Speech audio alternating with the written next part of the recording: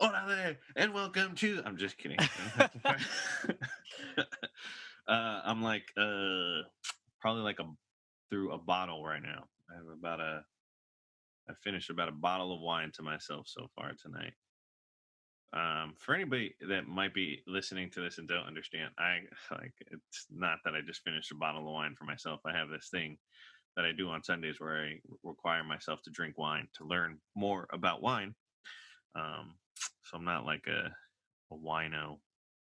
It's actually the only day I've drank any alcohol this week. It's probably usually the case most weeks. Um, Not that I have to justify anything to anybody, but are you drinking wine? Is that what you're drinking? hmm Oh, I didn't realize that. What's funny is that prior to quarantine, I didn't drink. Yeah, Like at all. not like no, I did. I drank a lot of wine, but Yeah. I probably drank not as frequent. And then now I've been spending more time with my father-in-law, and he's big on wine. Him and my mother-in-law. So every time I go visit them, it's definitely a lot of wine going on. Yeah. So yeah, it's super trippy that you as a bartender haven't really drank too much this week, and that's all I've done this week. I I shouldn't don't. say that because of my life insurance policy, but yeah, I don't really drink. I mean, even as a bartender, especially for the last like 2 years, I don't really drink that much. It's not like a normal part of my life. I'm yeah, sure like it's kind of maybe the same. I don't know. Maybe it's me speaking out of my ass. Like a lot of times, like I have some other barber friends that are like, yeah, like as a barber, like I don't like need to cut my own hair all the time. Like it's not like I don't really care about how my hair looks all the time, you know. mm-hmm. So it's kind of the same for me. Like people are like, oh man, like what's your favorite cocktail to make, or what's your favorite like thing to drink, and I'm just like, tecate. I don't know. Like, what do Why? you drink? What are you drinking? Oh, well, go ahead. What are you saying? Well, why is that? Is that because you kind of like see through all the mixes, all the sugar that goes into things? Or are you more just like, just give me the raw stuff, or is it more just like, bro, I'm just sipping the sip? Yeah, it's the latter. I love cocktails. Mm-hmm. Like if I'm in the right place in the right time, like when I do travel to different cities and go to new bars to check them out, new cocktail bars or like cocktail bars that I haven't been to that are like these like really esteemed places. Yeah. Yeah, I'll have a cocktail. It's not that I don't like cocktails, but at the same time, like if I'm gonna drink at home, Mm-hmm. if I want a cocktail, it's probably gonna take some effort to like get my tools, make Yeah. myself something, squeeze some juices. Yeah. I don't want to do that shit. Sometimes I just want a glass of wine or a beer. Mm-hmm. What are you drinking right now? What kind Just of a wine? cab. Okay. Yeah. Nice. I Nice. started off when I was like in my early 20s drinking just white because growing up, I wasn't really into wine. I think the first drink I had was I was 13 and my boys were drinking 40s. And they're all older than I was like the youngest on the block. Yeah. They're all drinking 40s. OE. It was just the most disgusting shit I ever had in my life. And then, but it gets to a point where you get super drunk, right? Where you just don't taste it anymore. You're just drinking water or you're drinking whatever and it tastes like water. That's when it was like gin. But then I first started with Carlo Rossi, and Classic. yeah, for sure, man. I had a little pinky up, you know.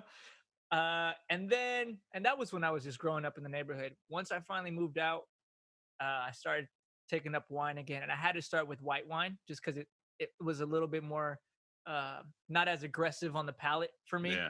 It was I was like, okay, it's kind of like Sprite, and then and then from there just moved on to Cab, and I've tried Pinots, I tried all the other reds as well, Merlot, but I don't know why, man. I dig the Cab, and I just kind of stick with it. No, I feel it. I tend to be much more so when it comes to like red wines. hmm I don't drink too much Pinot. Like Pinots tend to be a lot like lighter, not as bold. There's a lot like lighter bodied wines, and I hmm tend to like. It's the same as like cocktails and beer. I tend to like things that are a lot more flavorful, that are a lot more like flavor forward, but are a lot more like full bodied. Mm. Um, and that's very much more so in the style of like even a cab, or when it comes to like white wines. Right now, I'm drinking a Riesling, which a lot of people tend to think is like sweet white wine. But I like things like I have a rich palate, so it tends to like veer more towards that side. Um, but yeah, Do you do coffee at all? I like coffee. I'm not like a huge coffee drinker. I do love like espresso, like good Hmm. espresso. Like I love shit makes me sound like a fucking hipster. um, like I'm not like it's not a part of my regular routine to drink coffee Mm. every day. Hmm. But if I'm somewhere and like I am feeling a little tired and there's like good coffee around, I just don't drink. I don't drink like shit coffee, uh, if that Okay. makes sense. Like I don't like I'm not at home and making myself some Folgers every day. Yeah. But if I'm out and I'm feeling kind of tired and I know there's like good coffee around, I might go grab some and check it out with some like a latte or something. Yeah. Yeah. Yeah. I freaking love coffee, man. Um, and I wasn't really into coffee at first. I worked at Starbucks for a few months over in LA, and I never thought about coffee that way until they take you to the training. You smell the different types of coffees, and they teach you how to taste it, like different parts of your mouth of where certain flavors kind of tingle more at and stuff. Yeah, And then and I fell in love with the smell of coffee, of like the coffee beans, and then after the coffee's been brewed or roasted, and I dig it. So now I think I have coffee every day, but honestly, because of excuse me, because of like anxiety and shit, I try not to drink too much caffeine. So I'll do like decaf coffee and it tastes like yeah. crap, but still I that mean, yeah, habit. that's like a big thing for me too. Is like because of the anxiety and caffeine is such an upper, and it gets you there so fast that if like other things are on my mind, um, it's quick to happen. That's part of of how I realized that I was having anxiety issues. I used to drive to LA a lot. My wife and I, we used to just go down to LA all the time. I still have a ton of family down there, but like I'm terrible at driving long distances. Mm. Like I'll fall asleep at the wheel. I'm terrible at it. It's a big reason. Like I don't, if I'm going to drive more than like 2 hours, I'm not going by myself Damn. just for the potential of it. Um, so when we used to like take these drives, I would like pound like a 5 hour energy before a drive. And like if she would fall asleep, I would just have like these fucking panic attacks in the car as I'm driving on the five. Like, fuck. Yeah. And I had no idea. I had no like concept of like what the language was surrounding that before. Mm. Um, but I look back on those times now, and I'm like, fuck, man, you were really having like these like serious like anxiety issues in the car, and attributed to the huge doses of caffeine you were taking on these drives. But yeah, I mean, caffeine's kind of a part of to some degree of my daily life because I work out a lot and I tend to take pre-workout before my workouts. Is that what that is? Is that mostly caffeine in there? Yeah, bro. Like Mm. it's actually fucked up. You probably shouldn't. People probably shouldn't take pre-workout. Yeah. Um, because it's like anywhere from like 3 to 5 cups of coffee and one dose of pre-workout. That's crazy. Um, I always hear like I'm not a strong guy, right? I'm one of those it's like goofy where they like kind of start pushing the muscle up. That's me. But I always hear people talking about pre-workout, and for sure they're always like, dude, I gotta take the worst shit after this and yeah, that. And I'm like, I can only attribute that to coffee. it's hella caffeine. Yeah, that's crazy. And I hear coffee is actually like a fat burner as well. So It I'm is. I like, mean, caffeine is meant to like get your heart like if your heart's beating faster, right? Like anytime you raise your heartbeat, your heart rate, yeah. that's cardiovascular exercise. Hmm. So coffee does do that naturally because you're raising your heart rate, you're getting your heart pumping, you're getting your blood going, and that naturally is gonna um, result in more of a fat burn. Um, so it's the same thing with pre-workouts, just basically like drinking like 5 shots of espresso before a workout, um, That's insane. Well, along with other things. But I don't know. I sound like a meathead. I know, which it's okay. I have some meathead tendencies at times. I remember I was in the fire academy when I was at Chabot College. I was like 27 actually doing the fire academy. And yeah, dude, I had this anxiety shit. Well, that'll probably be another episode on what was triggering that. But I remember I used to take a 5 hour energy drink, a monster, and like a handful of ibuprofen just to get through the academy and stuff. And I don't think like because I was wasting so or not wasting, but using all that energy to go through the routines and all the everything you had to go through on that. I was able to kind of spend the energy, but I kept that habit up after I graduated and all that. And that's when I realized, like, it wasn't even then. It was not until like a year afterwards that I realized that I had anxiety and that a lot of it was getting triggered by caffeine. And I was like, all right, it's time to slow this thing down a little bit. Gotta slow For it down, sure. man. Definitely Hmm. gotta slow it down. Um, what was your week like this week? I mean, we're both still kind of in the midst of. I mean, I feel like me a little less so now, just because I started going back to work this week. Hmm. But kind of in the midst of quarantine, and I feel like Northern California, especially in the Bay Area, we're probably going to be maybe the last ones in the I think U.S. so. to open The things first up and the fully. last, Yeah, for sure. which So, I'm not really mad at. yeah, Yeah, my week was cool. It was my mom's birthday. And happy birthday, moms! yeah, it was her 50th birthday, so it was a big one. It was a lot of pressure on how do you make this one special with the constraints that you have. We got a chance to go to my wife's dad. So my father-in-law has a boat, and it's parked at McCovey Cove or docked at McCovey Cove. So I was like, okay, I'm not gonna sail this thing, but I will take you over there. So on the day of her actual birthday, which is June 5th, it was kind of gray and cloudy and cold, so we couldn't do anything on that day. So we just kind of had like a little Zoom party with family members and everything else. But on Tuesday, we ended up going to the boat, uh, hung out, drank some wine, just did the whole thing. Just had a good time in the back of the boat and stuff. And it was that was mostly the highlight of the week during this time. Yeah, and it was a beautiful week for the most part, right? I mean, I don't Hmm. know. It was like there's been a couple of cloudy days this week, Yeah, it but was like on the weekend. So okay, throughout the week has been pretty nice. yeah, man, Yourself? it's been a beautiful week. I don't know. So I went back to work this week, kind of in a different establishment than I was working at previously. Not kind of, definitely in a different establishment than I was working in previously.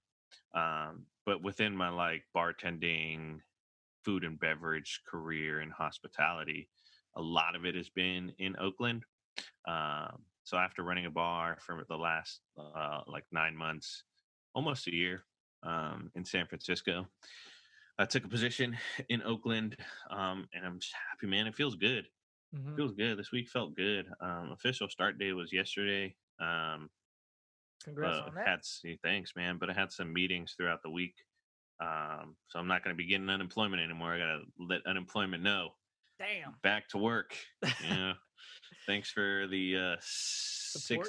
600 stimulus, six Yeah. hundred dollar stimulus that they were putting on those unemployment checks. But back to work, which felt good. It just felt good to be in the community again and see people out. I mean, with the whole COVID thing, there's precautions that we should all take still, but because Alameda County still has rising numbers in terms of new cases. Hmm. Um, but it just felt good. It felt like a good week for me personally. The world is still a crazy place, but even in that, man, like from a personal standpoint, I think we should all just try to find like small joys and small wins in every day. And this week was definitely a lot of that. Just being back out, being back in the community, seeing, working with people that I've worked with before, and seeing the good spirits and good energy people are putting back into, you know, trying to take care of people again. I think that's something we both have in common in the different professions we both have and industries. It's a lot of just caring for people, taking care of Yeah. people. Straight up.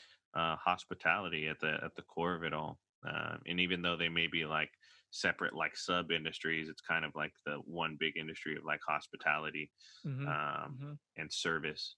So it was a really good week. It was a not too much. My daughter was had her kindergarten promotion, her digital Hey, kindergarten promotion. how was that? How do you guys? Was there a little parade or anything on They Zoom? had like a Zoom like slideshow and with all the kids, and kind of that was cool. I don't Nice. know. My daughter's not super into it. She doesn't want to be on Zoom. She's like, get this over with already. I'm trying to Yeah. go Go back to play. play. Yeah, she didn't want to take pictures with like her diploma or anything. She's like, She's a hard ass, man, in a good way. In a good way, I love it. She's fiery, and she wants to do what she wants to do. But yeah, I was proud. Spent my all of my quarantine time pretty much with my two daughters in their distance learning. So I was happy that she didn't fail kindergarten on my Yeah. watch. We got her through kindergarten, and that's a W. That's a W for me. I'll take it. It's a W for her. We're gonna celebrate. We did kind of celebrate, as much as possible. Just Add that to your uh, victory list, bro. yeah, my daughter, my younger sister. My wife's younger sister, still my younger sister, graduated high school this week. So she had a little Mount Eden slideshow, and I was Hey. like, man, this is awkward. Like, I feel bad for the high school class, the college class of 2020. Like, damn, man, that sucks. Yeah. Like, there's Yeah. no prom, there's no graduation ceremony. Damn. It's like, I feel kind of bad for him, but at the same time, it's like she handled it really well. She was like, it is what it is. Life goes on. At the end of the day, we're trying to make sure people are safe, and that's more Hmm. important. Some people's like senior quotes in their book. I was like, damn, how they print that shit there? Like, I forget some of them, but it was just like, screw COVID, you ruined my senior year. like, I'm like, Oh, bro, damn. that's gonna be great to look back on 10, 20 years from now. Like, oh I'm yeah, like, damn, COVID was happening. y'all just thinking about yourself. What's funny about that though is that I feel like these birthdays, these moments that we think are ruined, just like I think we mentioned it before, that these are those moments these that we consider either failures or downtimes in our lives that we're gonna look back on in the future and be like, hell yeah, that was the most memorable moment, or something that you could look back on and kind of pat yourself in the back for pushing through or make it as memorable as you can during these moments. 100%. Yeah, I was recording an episode of a little web series I was doing, and I live right behind Longwood Park, and I was Mhm. hearing a bunch of just noise coming from there. And like Longwood, I've been out there a couple times just because I usually run in the neighborhood, and on my runs I'll always pass by the park. I'll run through the park, and for the last few weeks they've had like these wooden blocks on the courts, Mhm. on the basketball courts, so people couldn't shoot and people couldn't play. Oh, it's Uh, on the hoop or what? yeah, Mm. and then I was sitting in the backyard and hearing hella noise coming That's from the park, crazy. I'm and I was sorry to just, interrupt, no, it's but good. we don't have that shit here in Alameda. Really? Yeah. People are Like, just out there playing ball? so at Huh. first it was that's that little red line type shit going on.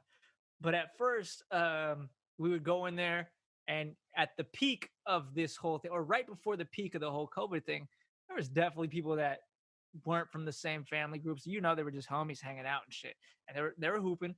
And then my wife is on Facebook with these Alameda Peep groups where it's just like a community Yeah. thing. And there was, some older people that were just kind of like upset, like, That's where all the snitches be. yeah, yeah. And so my wife will go through and just tell me about all the dry snitching, just real snitching Yeah. that's happening on there.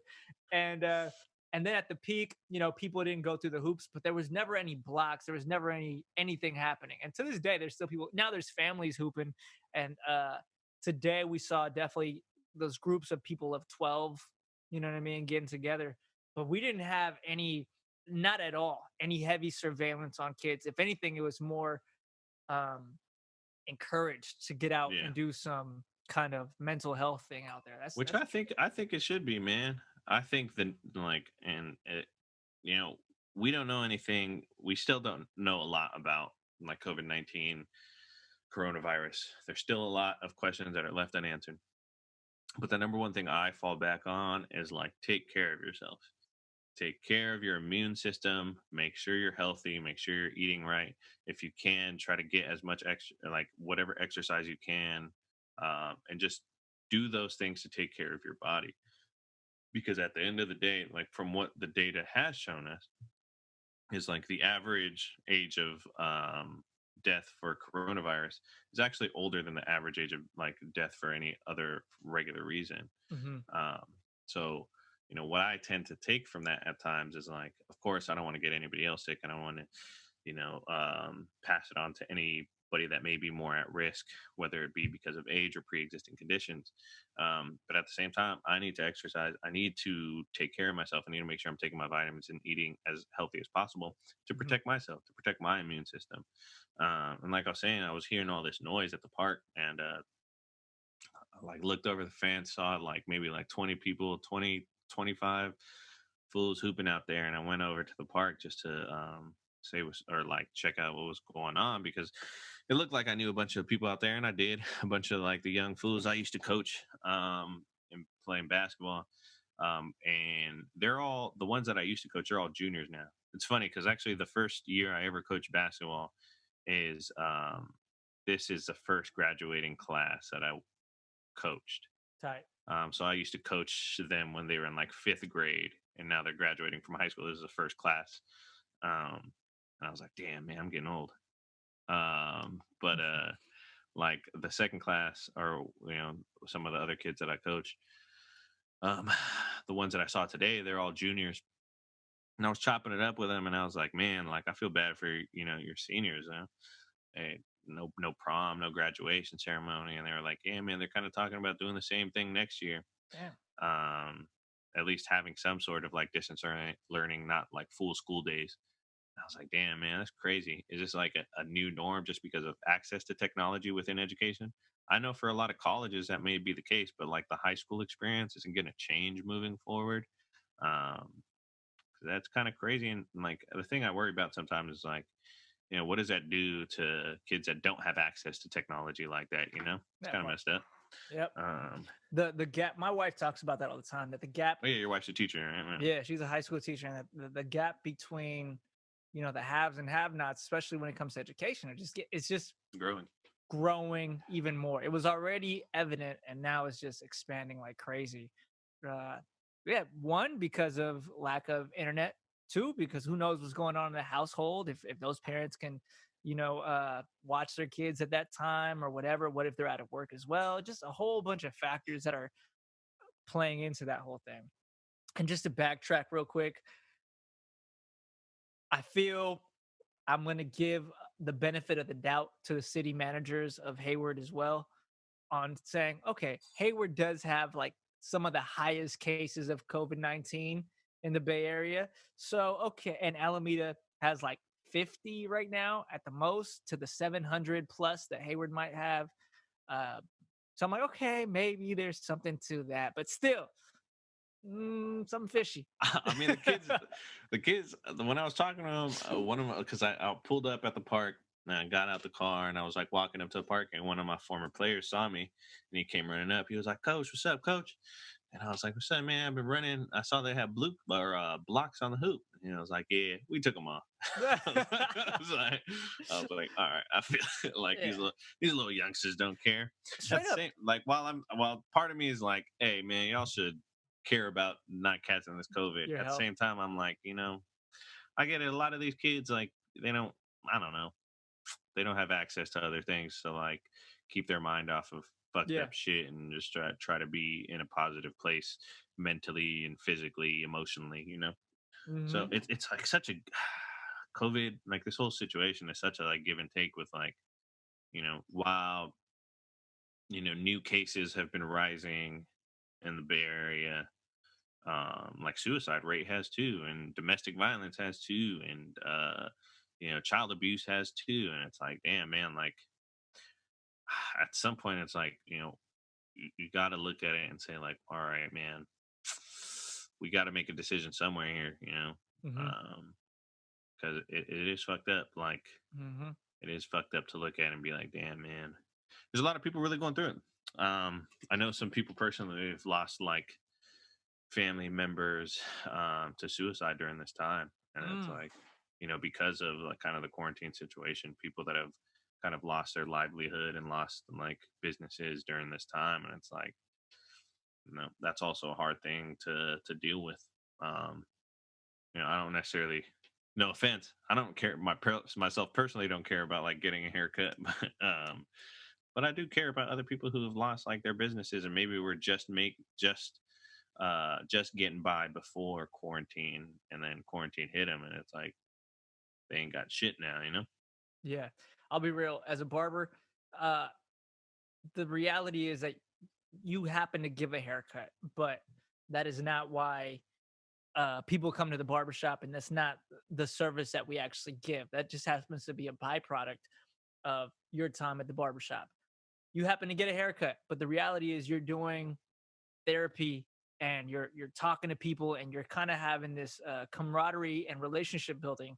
And we'll probably go into that later on into this conversation. But I don't give a damn about people, getting their hair cut by somebody else or at home or anything else like that.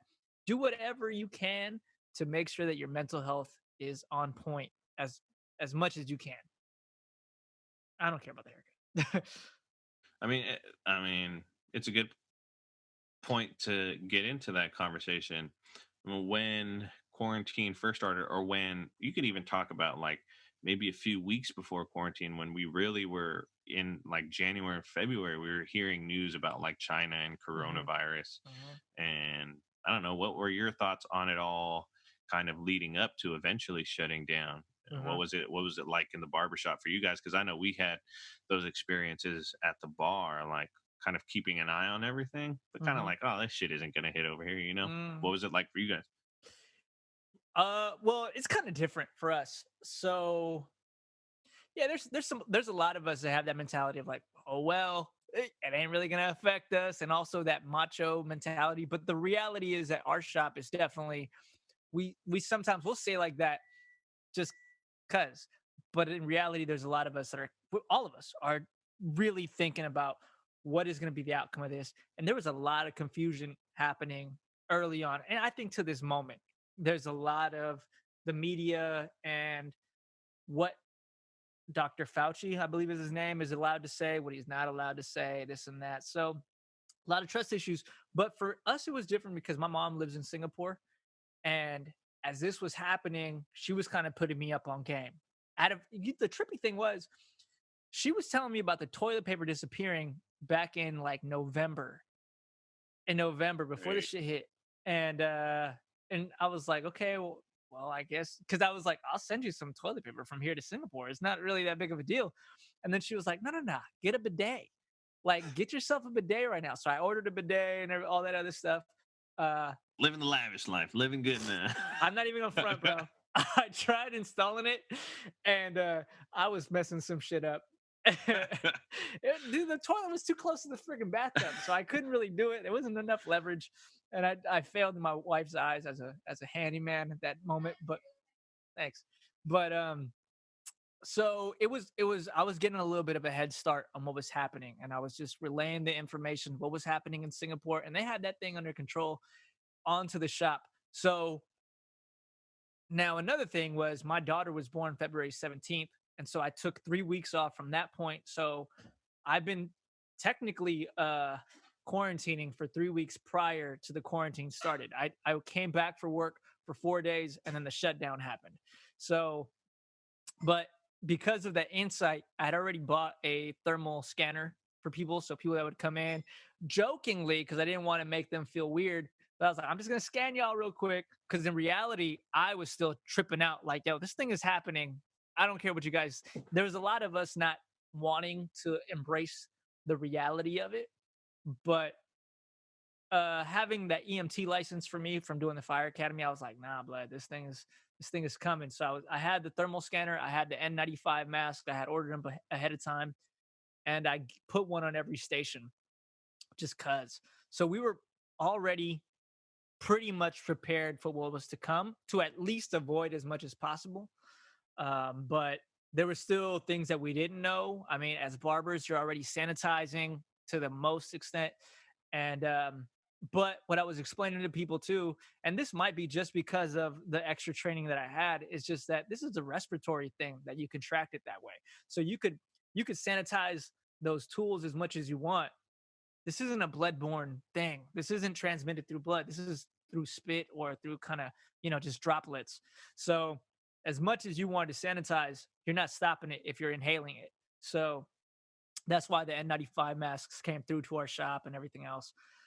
So we were pretty much prepared, but still didn't know what was coming or what it was, especially with the mixed messages that the government was giving about don't wear masks and this and that. And I was kind of always against that, but people are going to listen to whatever the government says. And then 2 months later, they're like, well, maybe you should wear masks. Certain people are. And then there are people that are like, oh, the government's saying that shit. Fuck that shit. I ain't gonna believe that Exactly. Do shit. the opposite. What about you guys, man? Because in your field, you guys, I think, shut down before we did. When did you guys shut down? Well, Do you we remember shut like down the date? officially March 16th. Yeah, Officially. same. Okay.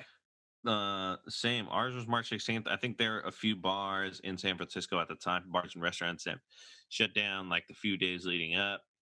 So anywhere between like March 10th to March 15th. Yeah. There were definitely people that were shutting down. For us, I don't know, man. I tend to be a person that's a little bit more skeptical at times. But at the same time, like I have a pretty like wide, diverse group of friends that have different like international experiences. I had some friends that were like traveling to Asia during that time and coming back, and like Hmm. were kind of commenting on how serious the rest of the world was taking it in the weeks leading up to shutdown, and how like they had just traveled back to the States, and it was kind of like regular business, and there was no like quarantine time, and there was nobody like checking temperatures at the airport, or anything like that. So despite me being skeptical of things, I was also kind of like, all right, man, there is something going on here, because people who are traveling to different countries, that I trust are saying so. Um, so I'm trying to remember. I don't remember correctly, if I don't know if you do, if schools shut down before, or maybe a couple days before, like barbershops or bars and restaurants did. I don't know for you. I can't remember for me.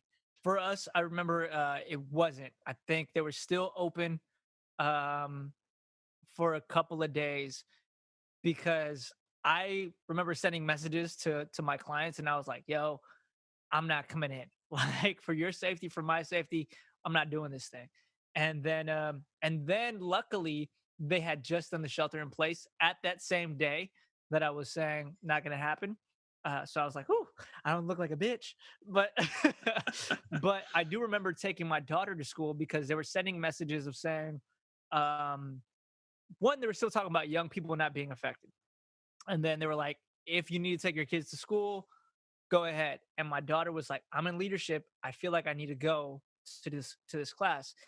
In hindsight, I think we both realized that the leadership position should have been the first position to be like, we shouldn't go. But it was still like we need to go and show the example. Yeah. But I remember there was some dudes doing some not construction, but like telephone wiring and electrical stuff to our building. And I remember this older guy, he was like in his 40s, maybe. Uh, and he looked like a super tough cat, but he was calling his daughter and he was like, stay home from school. Like, don't go to school. And I remember thinking, that was probably the smarter thing to do, Charlie. Instead of sending your daughter to school, should probably tell her to stay home from school. And sure enough, my daughter came home an hour later, but it was after we had shut down already. Yeah, I actually think Hayward elementary schools might have shut down earlier, because I kind of remember not necessarily being able to get to work at the time that I needed to. But Mhm. anyways, I mean, for the bar, being in the management position, you could kind of see for the week before shelter in place kind of hit, that like things are going in that direction. It was less busy. There wasn't as much clientele coming in. News on the media, or news was like definitely ratcheting up on like how this could potentially impact, and how it was impacting. Seattle was like the first place hit, right? Seems like, yeah, And it they was were heavy. they were hit hard. Um, and it was like, I don't know, man. It's like definitely like this. You feel like you're in a movie. Like you feel like you're in a movie, and things are kind of shutting down. Um, for me personally, I was kind of on the side of like, whoever doesn't want to be here, that's fair. That's fine. Um, but at the same time, the business has to do what's best for the business. I understand that. and that's the owner's decision. Anybody that doesn't feel like they want to take part in that doesn't have to. Um, and I'm always a person that's like, I don't know, maybe that's the machismo in me that's like, nah, you're good, you're not gonna get it. Hmm. Um, and so I just kind of continued going in. And I remember the day it shut down, it was just like the three of us that were managers, the GM, the AGM, and myself were just like, all right, this is it. Um, let's clean everything up. Let's, maybe going to be out of this for a couple weeks, and then we'll be back to it. Um, and just never went back to it. Yeah. For myself, I'm not going back to that space. I mean, I got a bunch of love for that team, Mm. but at the same time, I want to be back in the East Bay. Um, but it was definitely like this crazy time. It was the right thing to do. I will say that's the right thing to do, to shut everything down. And I felt that at the time, even though I was like, I'm gonna be good. Like I always feel, I'm gonna be good. I know how to handle myself. Um, but at the same time, for the sake of everybody else, I do think things should be shutting down. And I'm completely fine with that ruling because, uh, I mean, I don't know. The longer this has gone on, I think we've seen we've had a lot of data to see that the different age groups that it does affect. But I also think that the numbers may have skewed a lot heavier if we didn't shut everything down as heavy as we did. Um, we were the first people to really shut it all the way down. San Francisco, and I think San Francisco was the first, right? London Breed was the first person to kind of To put their foot officially down. say it, Yeah, and the yeah, rest of the bay kind of followed yeah. immediately after Right, that. like right after. And the way it hit New York, I mean, but New York is super dense, Super we're not dense. we're not dense in the same way that New York is, especially because like a major part of our population within like the dense cities like San Francisco are involved in tech, and they shut everything down like weeks before other industries did. Like the tech sector, those fools weren't in the offices for A like two long time weeks ago. before. Exactly. They're Like like, those I'm fools out, bro. I'm good. those fools were out of their offices and into their houses in They were still Marin getting haircuts County. though. And I remember. yeah, I remember. I was a little bit upset at a couple of them that had just came back from Japan. They're like, "Yeah, man, they told me to quarantine because I came back from Asia, had to go get a haircut," and I'm like, "Bruh, I'm not immune to this." yeah. As I'm like cutting them, but all love, all love. uh You know what though? I'm sorry to interrupt. no, you're good. I think the reason that we were the first and the last to open, first to shut down, and last to open up, because I think even opening up right now has nothing to do with the fact that we are safer now, because we're not safer today than we were March 16th. But it's all money, economical reasons on why we're doing this. And the fact of the matter is that the Bay Area can stay closed because the majority of our economy, not to say that all of it, because we have different economies going on here, but the majority is tech, right? 100%. And even if it wasn't the majority of it, let's say that we still have a lot of construction that happens or a lot of other things that happen here, it is still a decent amount that is creating a crap load of money for California or for just the Bay itself, that it can't afford to be closed compared to Bakersfield or other places where, dude, you're relying on retail, you're relying on everything else like that, gas stations, whatever it might be. Uh, and other places can't quite do that. So to me, it's still the future is tech for sure after these things. Texas was like, fuck that, we're opening up. It's like, Yeah, we need that. We need our yeah, oil back. Fuck that. exactly. Open that shit back, and we ain't Invest in closing. oil, everybody. As much as you might hate it, Yeah. make some money off that shit because it Not. ain't going away. Yeah, I agree, man. Yeah, I mean, tech is such a major part of the Bay Area, um, that it can't afford to be closed for a little bit longer. I don't know. It's hard. Have you? I'm sure. I don't know how much like your social circle is um, comprised of people in like the barber community. Mm. Um, but for me, like, what I saw when we first shut down was a lot of bartenders, a lot of people in the food and beverage kind of falling into like this depression and this uncertainty of what their life was going to be like. I think one thing that a lot of people in the food and beverage tend to neglect is financial responsibility for themselves and financial wellness. Just because, I'm sure maybe from a barber standpoint as well, because of tip culture, like you walk away with a little bit of cash at the end of the night. Yeah, So you're kind of you always just have like at least a little bit of money on you. And within the food and beverage industry, like a lot of people aren't necessarily like smart with their money all the time. And there's a lot yeah, of, so once this thing hit, there was a lot of people that in my social circles that were really feeling it, that were really concerned about, you know, not being able to pay rent, and not being able to buy food and not being able to pay their utilities. Um, regardless of whether or not you take care of your money, I know it affected a lot of people in those ways, emotionally and mentally and financially. Did you find that it was kind of the same for a lot of barbers that you knew? oh yeah. It's funny because, and we talk about it with within ourselves and in the media, like, I'm sorry, like Instagram and all that other stuff, because you see a lot of barbers sometimes flaunt a lot of shit, right? Because you're getting cash, you're getting tips, and then all that smoke and mirrors kind of goes away once this shit happens. I was really blessed to, one, have a wife that kind of put me up on game on financial management and stability.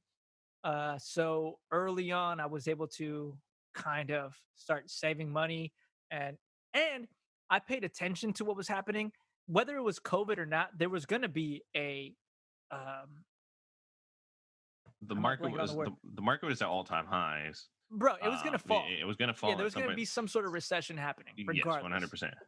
So I was already preparing on that in the first place.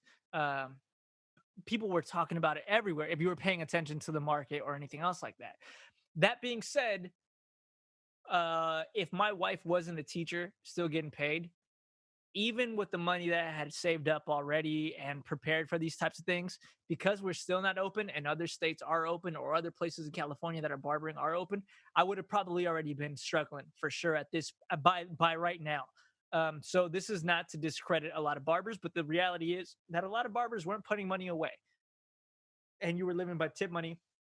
And the other half of my circle is in the restaurant industry as well, and so we live that same lifestyle of just like, you're banking on tips and this and that, and that's not like a flaw in us, and that's just because the restaurant industry, to be honest, in my Fucked up. opinion, it's fucked up, Yeah, right? You have a 100%. lot of owners of restaurants and this and that that are saying, well, maybe you should take more tables, or maybe if you hustle harder, you might get a little bit more tips. And the reality is, man, that's a bunch of bullshit, bro. Like, you take more tables, you lose on tips because you're doing worse service to those tables. It's So even like the same from a barber standpoint. I imagine from a lot of barber homies I know is like, trying to flip and turn well, all yeah, these. like I'm sure there's some shop owners out there that like pressure you to get more cuts in. Yeah, yeah, and that's some bullshit too. I've been lucky enough to work with my mentor who I mean, his strategy is amazing, and it's not even like it's not even a strategy. It's just realistic. And I was lucky enough to kind of, when I started cutting hair, I already put my mindset on what is the minimum amount of money that I have to make an hour to be able to survive in the Bay. So I was like, I need to make at least $35 an hour to be able to pay rent or something else like that out here. So I was charging 35 straight out of barber school. And when I started working with Mark, his way of doing it was definitely on taking care of your barbers, make sure they're cool. And different barbers different barbershop owners do the same thing in different ways. Both shops that I worked at were definitely barber focused. Um, some of them were like, or what the barbershop industry is, sometimes it's barber focused, but it's also with fear of like, people aren't going to be willing to pay that much for a haircut. And the reality is, yes, they are, because it's not about the haircut, it's about the relationship, it's about the service that you're giving, not because how great your haircut is, but how great you make someone feel afterwards, which is the same thing with bartending, right? You're trying to make sure that that customer that comes in, their name, the drink, the quality of it, and you know that you're making them feel good at the end of it. A big thing that I learned early on was like the difference between service and hospitality. In that service is an exchange, right? Like you provide a service naturally within the food and beverage industry, the same as like the barber in the barber salon industry. Um, is it like the beauty industry? Is that like the industry? You know what? Whatever you want to call it, it's a tricky subject. Yeah, There's some of us like, yo, we're not cosmos, we're not hairstylists, we're not yeah. hairdressers, we're barbers. But then at the end of it, you're also like, yo, bro, we do hair. Like the difference between service and hospitality is service is an exchange. You know, you're providing a service to a person, they're paying you for it. Mhm. There's a required, like minimum required service that you have to get. As a Right. barber, you have to give a haircut, whether it's good or bad. Like that's what you have to do. As a bartender or as a server, we have to provide you with food or a drink, right? That is the service aspect. And then hospitality is like hospitality being like the genuine side of things, right? What is it that's unique about you in the way that you approach people, the way that you take care of people, the small details that you might put into your work that is takes you above and beyond just the minimum amount of service that you're supposed to give to that person, right?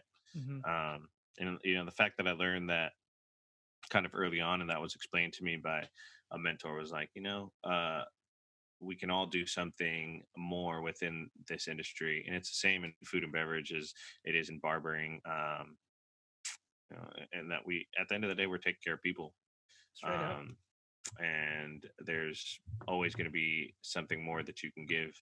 Where do you think that how has it affected your industry now and where it's going? Ooh, I like that light though. Um, now, so we, Alameda County gave the thumbs up to start outdoor dining this coming week.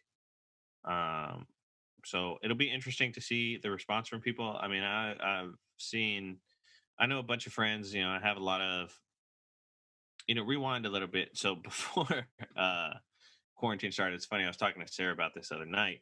Is, you know, the years kind of really changed for me because shut down March 16th.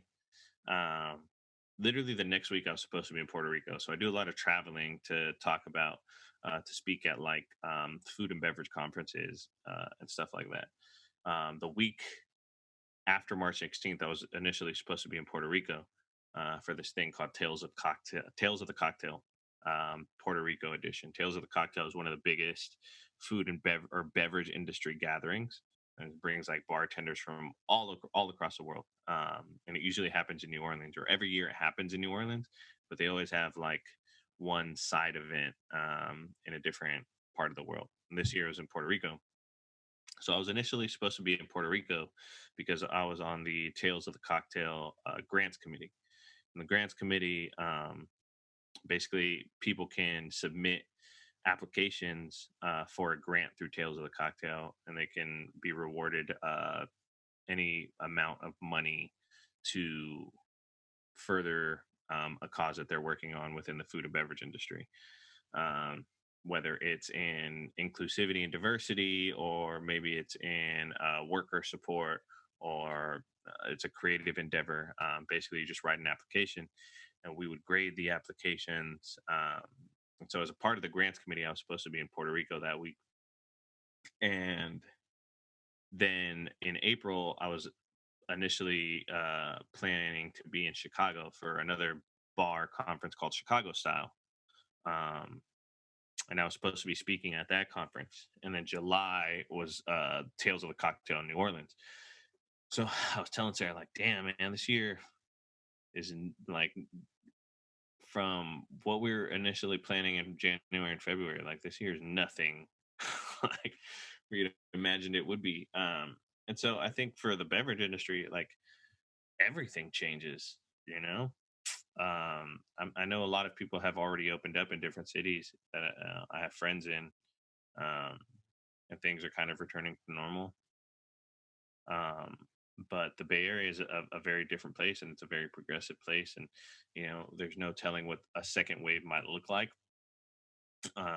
So until we see that second wave, it's hard to tell.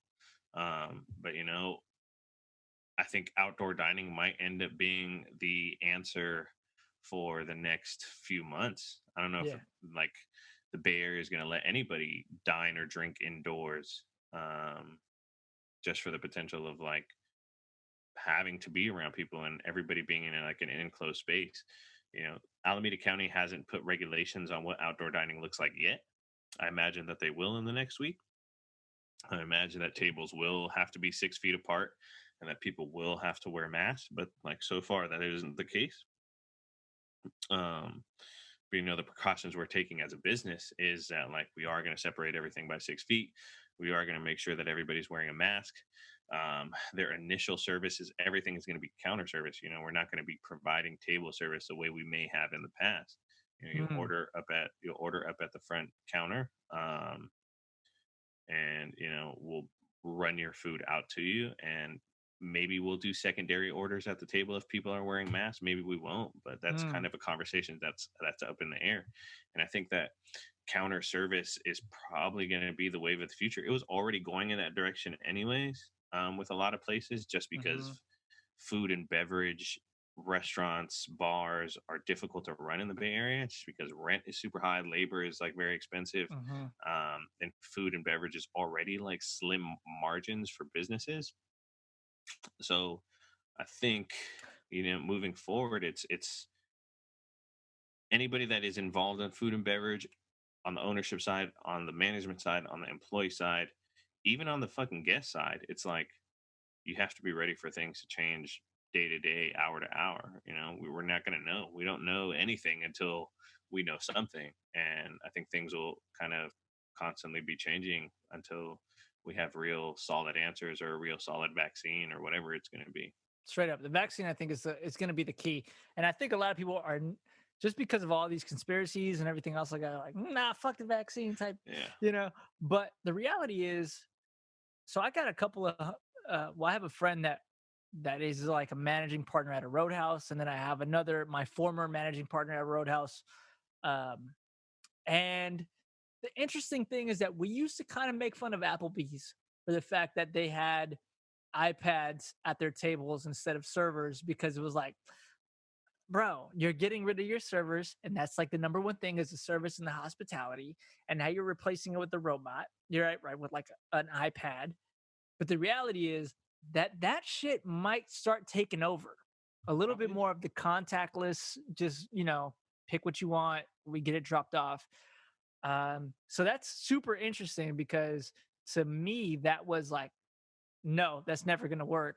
And now all of a sudden it's like, that might be the way to make it work nowadays. And so you have to bring the hospitality from somewhere else. I don't know how, but maybe bartending, maybe something else like that. So that's super interesting that you say that the countertop might be the thing. And I think other restaurants are maybe opening every other table. Maybe they're not doing like the 6 feet apart, but every other table and still filling the entire restaurant. But yeah, man, outdoors. And it's funny because I've heard people be like, dude, outdoors is strange. It's a trippy thing. And I'm like, no, we've been doing outdoors for a minute, I dog. know. Like, But I it's think like the thing is like the city of Oakland hasn't put a like you can do to go cocktails. yeah, People can walk out your doors and I just start fucking love drinking on the that. sidewalk. I'm like, bro, that's just gonna be dope. That's Like Vegas, people are gonna dog. be into it, man. Like, I'm like, so I think it just it might evolve into a really fun summer to some degree for straight some up, people. straight up. I don't want to like make light of it or anything for anybody that is suffering from the effects of COVID or coronavirus. But yeah, I don't know the next wave, the future of food and beverage. I don't exactly know what it looks like, but for me as a person who loves hospitality, I love taking care of people. That's why I'm in the business. Am I a dope bartender who can make really dope drinks? Yeah, I am. But I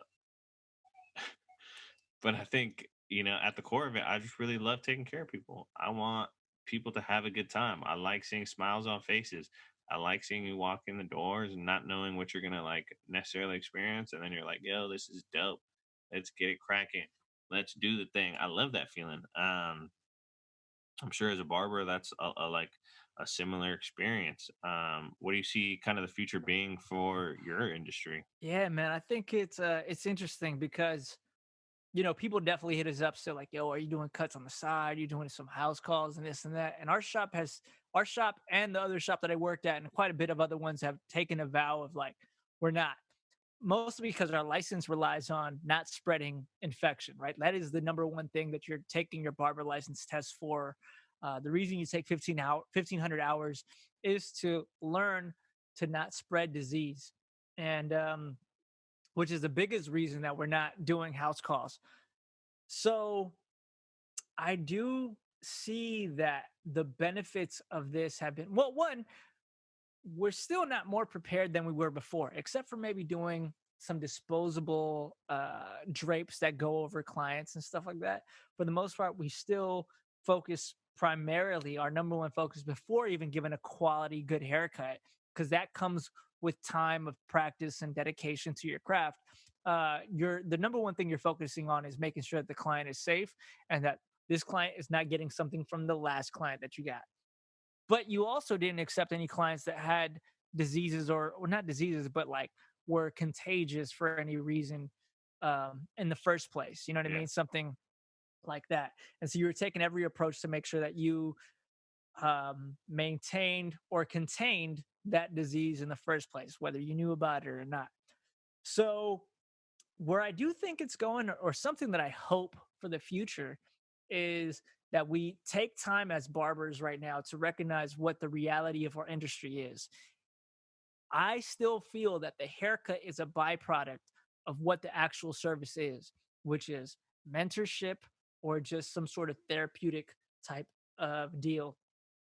So, a little history on barbers is that before we were considered like barber surgeons, right? So you did dentistry type things, you did bloodletting, cupping, all that other stuff that whatever physicians back in the day would deem as like menial jobs, like something that they weren't, I ain't doing that type of shit. So barbers would do that, and then it got separated, and there's like different um responses on what that was, of why it got separated or Yeah. why they stopped doing that. But the reality is that to me, as as I see these things happening, I feel a little bit lied to, um and at the same time I understand. So it's a real kind of duplicity there of the fact that we have our licenses based on the fact that we got tested for understanding spread of disease and all that control. And that is what our license is based off of on the state of California for our 1,500 hours of doing that and our studies on that. And then all of a sudden, these things happen, and we're like, nah, we're not qualified enough to continue to work during these moments. Now, the reality is that we do get tested on those and we are trained on that. But barber schools are basically a money business. It's not really about how much you get trained on. It's more just like do your fucking time, spend the 1,500 hours, and then you'll get your license. That's the reality of it, right? There are some of us that do take the time to learn the anatomy and all the other chapters that come with it. For sure, there's definitely barbers out there that have spent the time, hours studying on all that other stuff. Um, so I do feel kind of betrayed on the fact that, yeah, we have a license that we've been tested on to say that we can work during these moments. But what I do hope for in the future is that maybe we take it up a couple of notches. There's already some African American communities that have been doing vitals on some of the clients that come in, taking the blood pressure, and everything else, because a lot of minorities don't go to the hospitals, right? We don't go to the doctors to get checked. 100%. So you take the vitals, you take the blood pressures, and you understand, hey, maybe you should go to the doctor, see yourself on either some medication for blood pressure or something else, or stress management, or some other therapeutic things. That's dope. I like that. Right. That would be sick if we all take that extra step to know how to read vitals and just say, hey, you should probably get looked at. Um, and then on top of that, the reality, like I started going to therapy in October and I stopped last month. I graduated. But so a lot of the things that we do as barbers as well is offering that therapeutic type of approach of saying, yo, what's going on? What's happening in your lifestyle? Because a lot of men don't talk about these things. And there's still that kind of phobia of seeing a shrink, quote, Yeah. quote. 100%.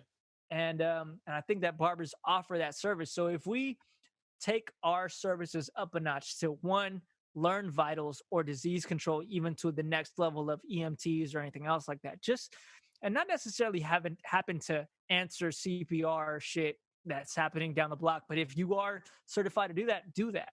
Um, but also take into consideration psychotherapy and what are some positive ways to help people out in your community that are dealing with some stresses that they might not go to the doctor for or might not be able to financially afford to go see a therapist with. I think that's the next step that barbers can take in this thing. Not necessarily like barber surgeons used to be, but maybe more on the mental level and helping out in that sense. So that's what I'm hoping that this thing channels for the future barbers. I think that's dope, because I think you touched on something that I think is extremely important, and I can see the importance of it for a barbershop, but also on the food and beverage side, and from a restaurant standpoint as well. Is that at the end of the day, we're community hubs, right? Hmm. Community centers Hmm. where people in the community come to for interaction in a lot of ways, right? I mean, so much. Part of the barbershop experience that is just as important as a haircut to me is like the experience of sitting and while you're waiting in the chair and just bullshitting and talking shit and chopping it up with everybody in the room and just having that sense of community and that sense of camaraderie with you know and it transcends so many different things in our world, right? And Hmm. that you can come to the barbershop, even speaking right now, let's say, you could be a cop and come to the barber shop and be in the shop with people that may fucking hate cops. And you're not a cop when you step in the barber shop. You're your own individual, right? And you could have this connection with this community, with the community that you may be serving or maybe don't serve, right? Or even in any other realm, right? You have, you know, uh, I don't know, blue collar workers, white collar workers all come through the shop. It's a community center. It's a community hub that is, you know, that houses people that are looking for the same thing, which is a haircut. That is like the baseline of what they're getting. Yes, but they're also looking for interaction and looking for people and looking to be around community. And so I think a lot of what you're saying makes a lot of sense to me, and is a dope way to get certain communities, black and brown communities, inner city communities, low income communities, to start take a look at mental health, emotional health, Straight and up. really start to like understand a lot of those things that they wouldn't necessarily, because they would be like, nah, I'm too tough to go to the doctor, I'm too tough to get a shrink, you know what I'm Hmm. saying? Like Hmm. the barbershop is such a Cornerstone of, sanctuary, yep. a haven for um men of color, black and brown men especially, I like that, man. I dig that a ton, bro. That is something, I don't know, do you think like, would you foresee it coming down the line that it's like a 4 to 6 year degree type of thing where you're like in school for a mental health type thing while also like I training mean, as a barber? would be super down for that.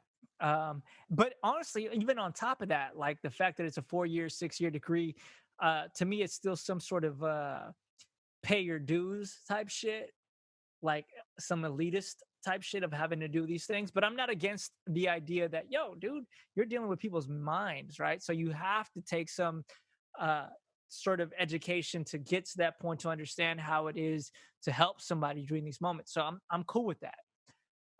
It's hard for me to talk on the barbershop sometimes because I don't know that own the barbershop that I work at. It's not my brand. And so it's difficult for me to speak on those moments of what it is. But I definitely cut police officers at both shops that I've worked at. And I definitely see, I try to have empathy to what they're doing, but I also, and specifically where I work at, where it's a place where it's a definitely higher end, haircuts are not cheap where we cut at. And so I'm not going to be blind to the fact that I don't cut as many minorities as I used to from where I used to work at.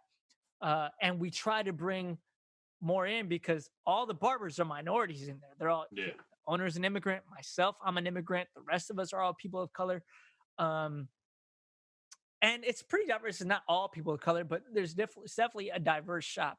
But the reality is that we try we're all Bay Area natives, where we of the barbers that are working there.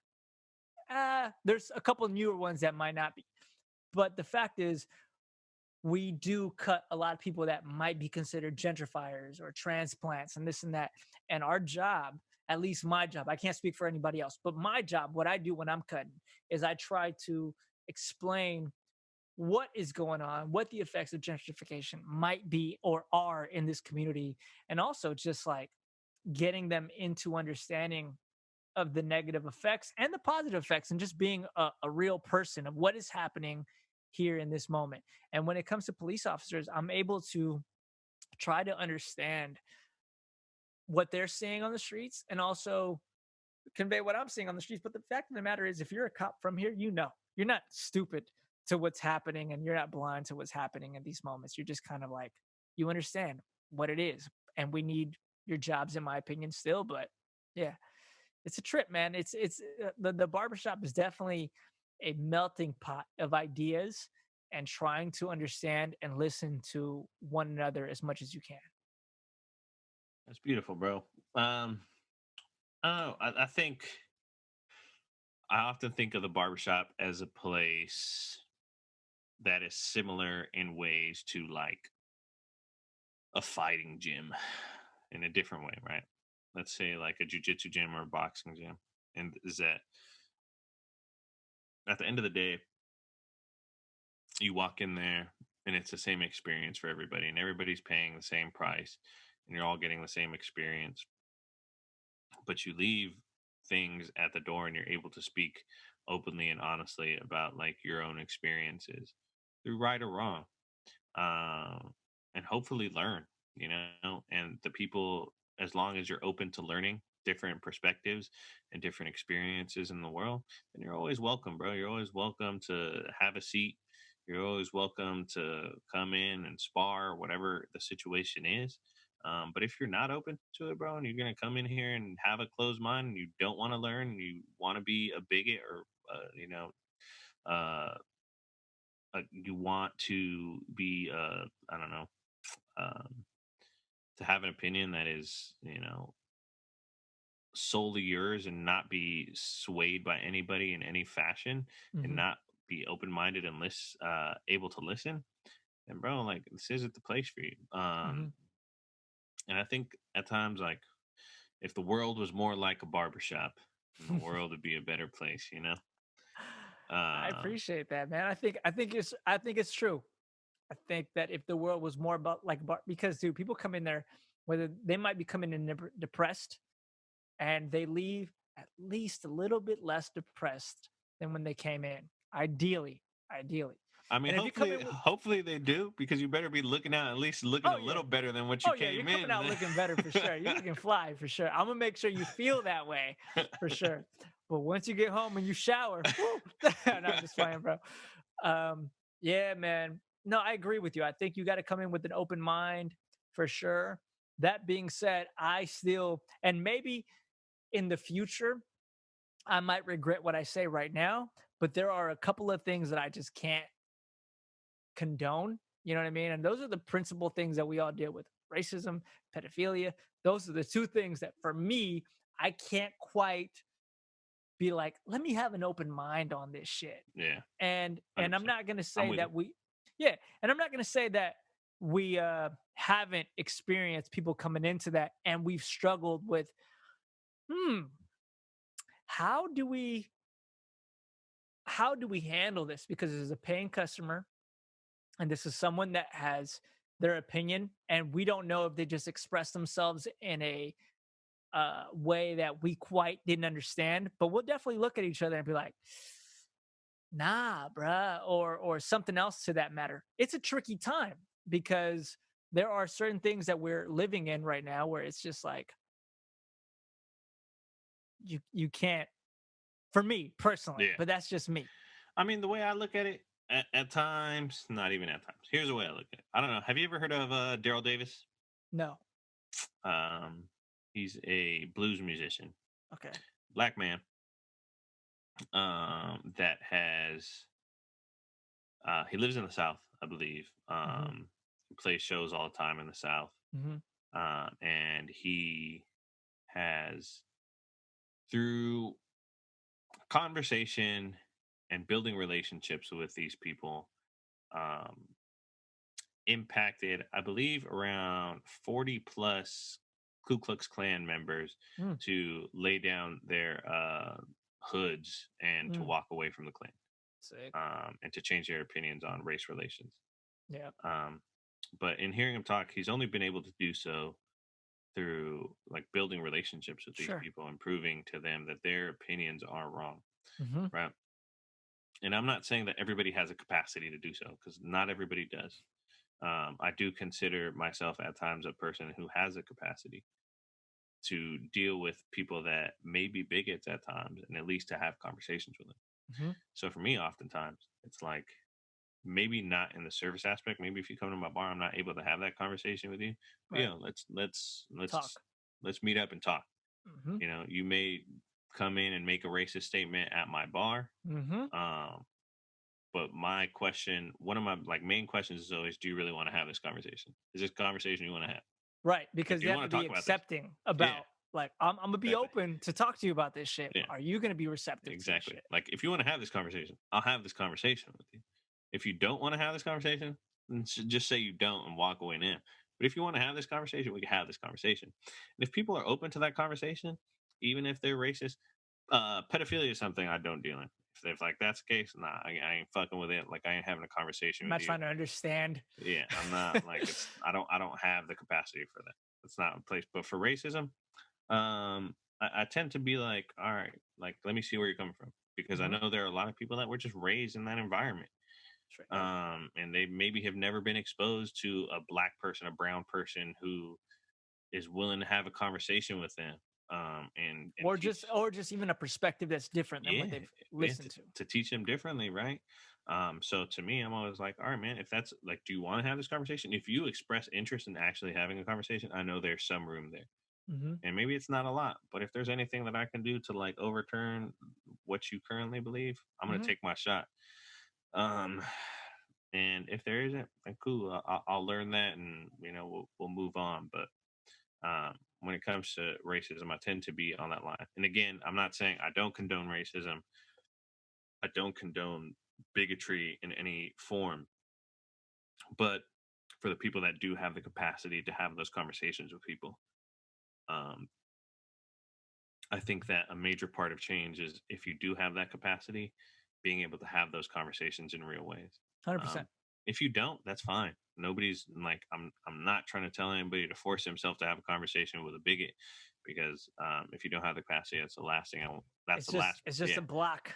that's the You last can't position I quite would get there. want anybody to be them put themselves in. But for the people that do, if you have what it takes, have that conversation, or maybe you make an impact and a difference in a person's life. If you don't, I mean, if it doesn't happen, then it's cool. It doesn't happen. I'll take that L. No, I'm with that 100%. And I think that's what the barbershop does, is because you don't really know these conversations are going to happen until you're in the shop, until you're halfway through the haircut. And you're like, well, I'm going to finish this. You know what I mean? Um, I've yet to ever witness somebody say, get up, get out. We're not doing this.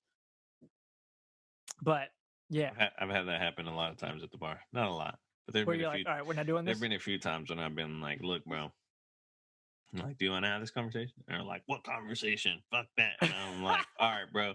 If I come on that side of the bar, if I get out from this side of the bar and I Yeah, come on yeah, that side of yeah. the bar, I'm telling you, it's going to be a different conversation. I've seen that happen And one if time at the restaurant that I used to work at, but and the owner was black, and the client had just said some out of pocket shit, and we're just watching, our boss be like, "What are you gonna do right now?"